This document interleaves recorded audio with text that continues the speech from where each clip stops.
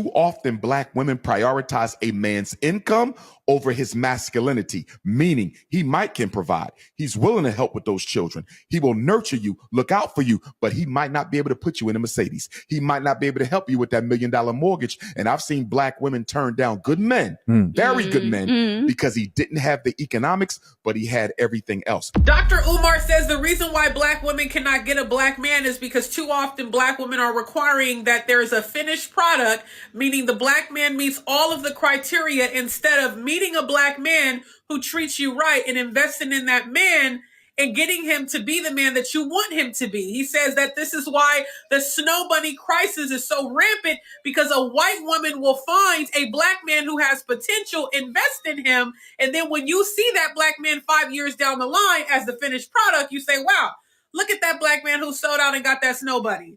This conversation was so good. He went and sat down with Wintana on the Bittersweet podcast.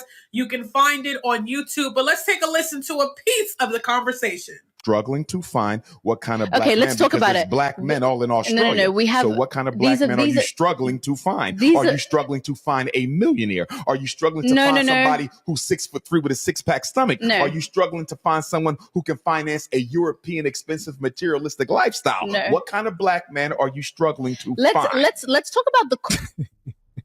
I'm sorry, man. Umar cracks me up. Drink the coffee; it'll make you feel better. Culture in Australia versus the culture in America. I don't think it is quite different. It is. No, it's not. It is. I think now we're being more influenced. One of the biggest mistakes that I find in the diaspora is we swear we're so randomly different. As probably the most traveled African in the Western Hemisphere, we're not that significantly different. No, but we there are. Might be some new. No, we're not. No, we're not. I don't think black women. Okay, let's talk about it, because I'm getting dilemmas where women are talking about they're successful, they're in their careers, and they're looking for a decent guy. This is hilarious. This chick first starts out with talking about how her experiences and struggles of the black women in Australia are so much different from the black women's struggles in the US, and then goes forward to mention the exact same things that they're struggling with here, finding a man who's economically attractive. We're all struggling to find billionaires here to pay all our bills. What are you guys struggling with? The same shit. Delusion. They're not asking for a man to earn triple the amount that he's earning. Decent? Give me 3 criteria for decent. Oh, this is. I'm a psychologist. You must define the term. Get her 3 criteria. Get her, for Umar. decent. So he's emotionally intelligent. Okay. Assuming she is as well. Continue. He is a provider. So he's able to, he has a decent job. They are on the same. What is a decent job? Define the term. He makes an amount that is in the same tax bracket as the woman. Let's just say that. Same tax bracket. Okay. Emotionally Financial intelligent. equity. Yes. Okay. I would just say he's a provider, he's nurturing, and he cares to build a family with her. Okay. Yeah. And the question? And the question is, women are struggling to find men that they can date. Okay. Couple things. Number 1. Black women cannot, shall not, should not expect a black man to be able to provide them with the same type of a lifestyle that a Caucasian can provide for the white female, because the Caucasian benefits from white privilege. The black man suffers from white racism.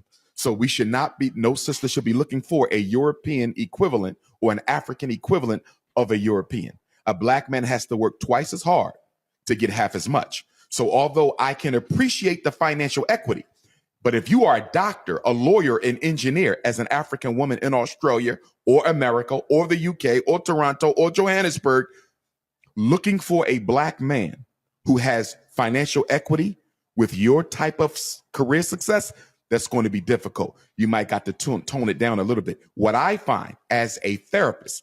I'm sorry. I have to. I know, but I have to. When you walk around and you're dating these chicks, are you seeing nothing but doctors and engineers? Most women work in office cubicle jobs.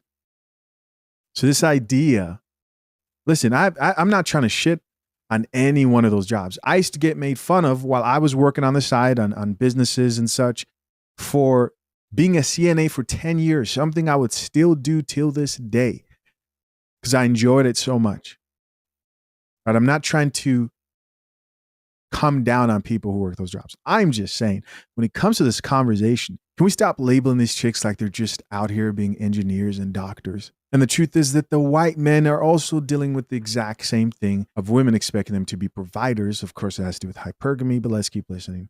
Who works with couples, married, divorced, and otherwise.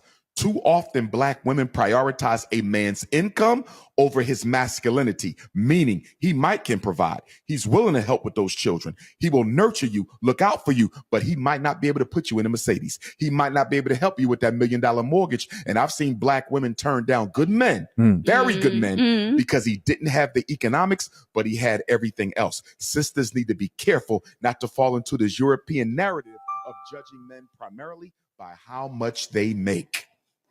I can agree with that. I think that these are two extreme scenarios here because I think it's not a European narrative. It is female nature. If a man we're talking about financial equity, if he is making enough to build a household with you, to be a leader in the household, I think women are okay with that. I think that's not what they're getting. I think they're getting the other end of the spectrum. That's what we're hearing. You know what I mean? Would you have a problem if you met a man who made half of what you made or a third of what you made, but he had a financial vision of an empire, a business, some sort of an entrepreneurial undertaking? See, I think that's dangerous. Stay with me. I think that's dangerous. Let me finish it, and then I want you to respond. And he needed you to help invest in his dream. And he gave you a definitive timeline. He said, give me 12 months or 24. And I will build a school. I'm just kidding. I'm joking. Let me stop. No more than that. If you invest in me, I promise you, I'm going to build will equal where you are. Would you have a problem investing in him? What does investing in him mean? Let's say he needed $700 a month to help fuel this dream. He needed $700 for 24 months. Hit the cash app.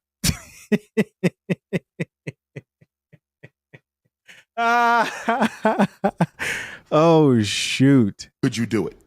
You're reluctant. I am reluctant because what's the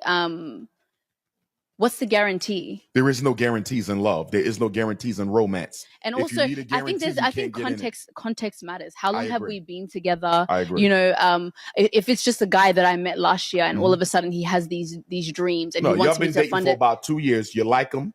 There might even be some love there. And he's saying there might be some love there is crazy. There has to be some love there. Let's say there has to be a future there. And I think that's what I'm saying. Context matters. If I see myself with this man. But you didn't answer the question. Let's say all those things are there. Will you financially invest in him? Be honest, my queen. She's already answered the question. They already answered for you. They said hell to the nizzo. Yeah. Look. Why not though? Why do you have a problem with that? Given the atmosphere of racism and economic oppression that Black men suffer in Australia, why would you have a problem investing in your king? But what are Black men subject to that women are not? We're going through the same thing. But you're asking for him to be a provider. You're not going through the same thing. But it operates differently. The racism against Black men is significantly more aggressive than the racism against Black women. Now, I don't want to get into an oppression Olympics because I agree with you. We all suffer and we suffer together. But a man's primary responsibility is to be a provider. And we don't feel adequate as men when we can't provide. So your king, who you love, who you've been dating for 2 or 3 years, is saying, baby, invest in me for these 18 to 24 months. And I promise you, I will cross that finish line. You're still reluctant. I'm reluctant. As my husband, if we were married and something like that happened, of course, I would be open to doing that. But would you be open to even marrying him if he was not the provider you needed him to be? He's saying, help me level up so I can become the person you want to marry. He's asking you to help him level up. I think. Let me tell you why you're reluctant. And I don't have a problem with your reluctance, but I want to explain something. Okay. And I want all my young sisters to hear me. A big difference between the snow bunny and the African queen is the snow bunny will find a Black man in progress.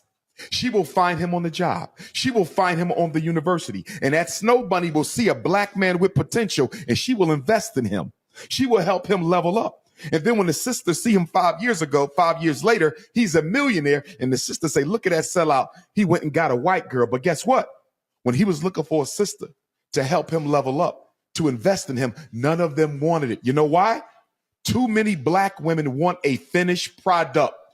Black women have to... Shh. Let him talk. Drink the coffee, it'll make you feel better. Drink the coffee. Already yapping. Just yapping. Stay with me. Black women have to stop expecting men to be a finished product. It's harder on us. Help him level up. What? Stay with me. Help him level up and become what you need him to be. Because the big reason why these snow bunnies are running off with black men is they're meeting them when they have nothing, but they believe in their vision. And black women are waiting for him to cross the finish line. And by the time he crosses the finish line, the snow bunny done snatched him already. Listen, that's the end of the video. You guys can go check out the full interview on YouTube, like the lady said in the very beginning. I agree with that. I agree with that last statement that he made about black women being less willing to build with a man. And if you disagree with what he said there, because there are other things I disagree with. I don't live in a victim mindset, right? And he's talking to an Australian woman there. She's not from the US. Does oppression exist? Yes, but I operate like it does not. And I don't even have time to argue that. The time to argue that I spend in working. And I think that's the first time I've ever even addressed victim mindsets. Maybe, but it has no place in my mind at all. But I agree with what Dr. Umar said towards the end there, about black women being less likely to build with a black man. And if you disagree, then this last election should have showed you something about that. If you look at those polls, right, those exiting polls where you had 7% of black women who voted Republican and the rest voted for Kamala Harris. Why does that matter? Well, if you compare to the amount of white women, Latina women, Asian women, black women overall were more comfortable with seeing a woman, regardless of how you feel about this whole situation, right? Focus here, because I know somebody right now is rolling their eyes. Focus. But I'm talking about the women. They were more comfortable with seeing a female leader to the point where they were upset, and now they no longer want to support the Latina women and white women. There are videos all over social media of black women complaining, say, white women, you stabbed us in the back. You decided to follow your white men. What is my point? Black women, I believe, have officially adopted feminism more than any other race, if you ask me. And to add insult to injury, rarely did they even acknowledge the like 78 or 80% of black men who voted the same way that they did. Those men who also were voting towards, and regardless of what you think, they did not acknowledge those men. I've seen different reasons why the dynamics are like that. People have said that black men are more likely to view a black woman as a leader because 70% of children are born outside of wedlock to single mothers, etc. However you want to slice it, this is the situation that I believe black women are in. Now, are all black women like that? No. Right? But I do believe that they've bought into feminism more than any other race currently. Let's get some comments. Maybe you may disagree. Let's see what the comments have to say. First comment here reads, I don't agree with bruh all the time, but this time he preaching that with the 100 emoji. Here's somebody else who says, if it's not snowing, I ain't going. Here's another person who says, my husband and I invested in each other. We are 24 years in. Yes. Same here in this marriage. The idea that you think, or anybody thinks, that the way things start is the way things are going to be. It's just such an immature way at looking at relationships. Here's another comment that says, yep, I sold out and it's great. Oh, here's another person who says, even with all the criteria met, she still said no. Somebody else here says, I refuse to build a man. This is a chick. I'd rather be alone. And that's what's happening. Not only in the black community, but in other races. They're also dealing with the same thing. Why? Because while they were telling women that they could be men, they could be successful, what they didn't tell them and what they try to suppress is their nature, them being hypergamous. People think that nature does not exist, that women by nature want a man to lead them, a man to perform better than them financially. They'll deny this. And so they're in a very sticky situation with what's next. The ones that understand it are like, okay, let me be realistic. And yes, while it takes effort, you can fight against your nature and sacrifice some things if a relationship is what you want. But that's the trade-off. That's the situation a lot of these chicks are in. You're not going to get a man who's your ideal level of economic attractive. Here's somebody else who says, something has separated us. Here's another person who says, I'm dancing in the snow. I'm dancing in the snow. It's the best decision I've made this far in life. Enjoy yourself, man. Don't let anybody shame you. Hey, I don't care. Go where you are appreciated, where you are loved. It is too crazy out here to be limiting yourself. Whenever you feel bad, remember that these chicks are definitely not settling. Listen, my only very strong advice is to make sure that you protect yourself if marriage is the goal. So head over to fathershaverights.com and get some legal prenuptial agreement information.